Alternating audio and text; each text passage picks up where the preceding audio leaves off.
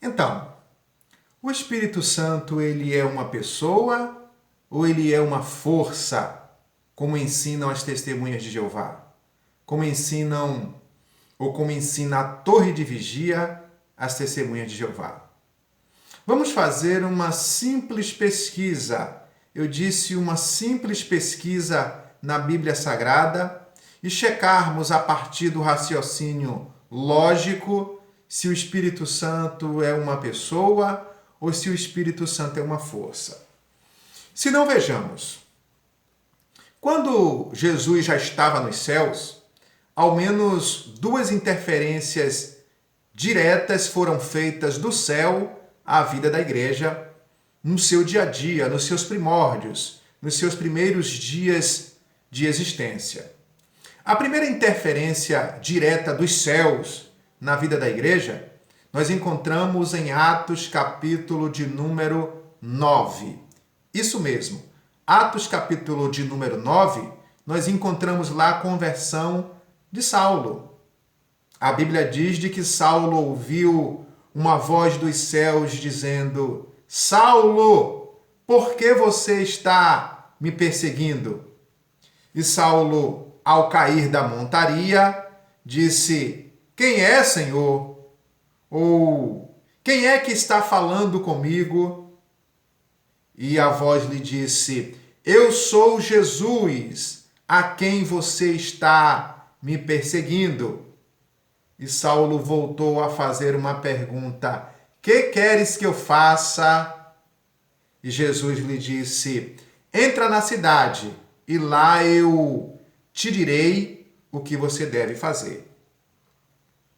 Veja que existe aí uma interferência de uma pessoa celeste, de uma pessoa divina, uma intervenção direta dessa pessoa na vida cotidiana da igreja.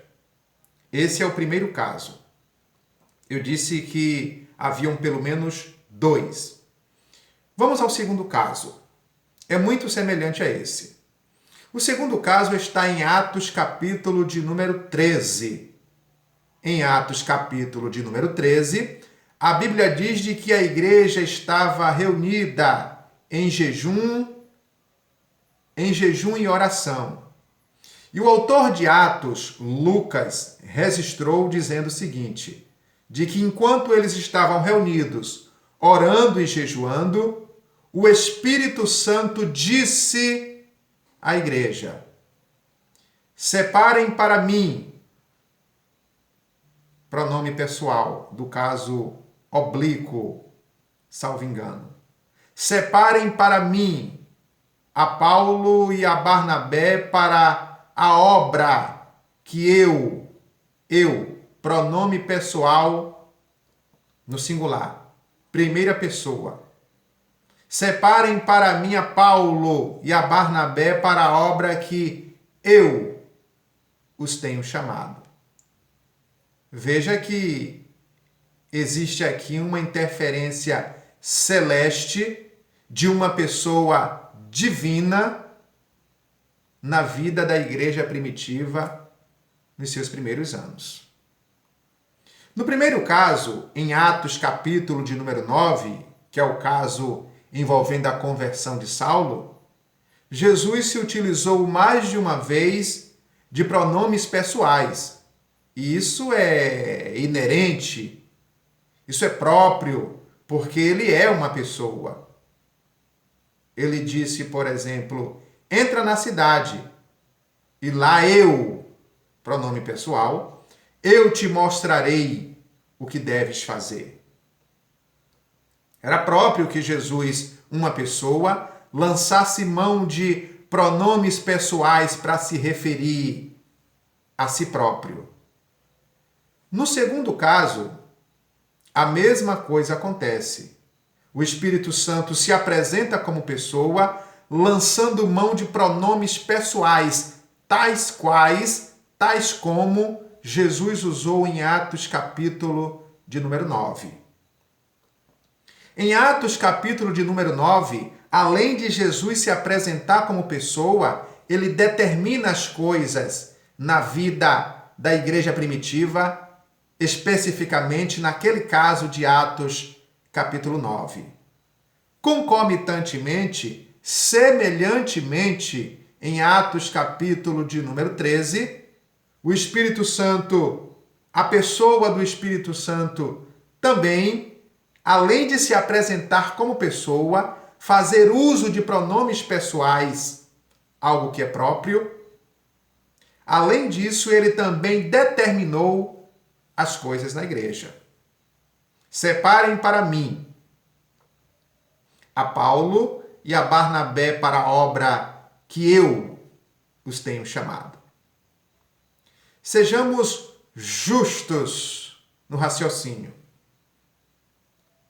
Se em Atos capítulo 9, por tudo o que Jesus disse e fez naquele episódio, ele é uma pessoa, concomitantemente, em Atos capítulo de número 13, por tudo que o Espírito Santo disse e fez, ele também é uma pessoa.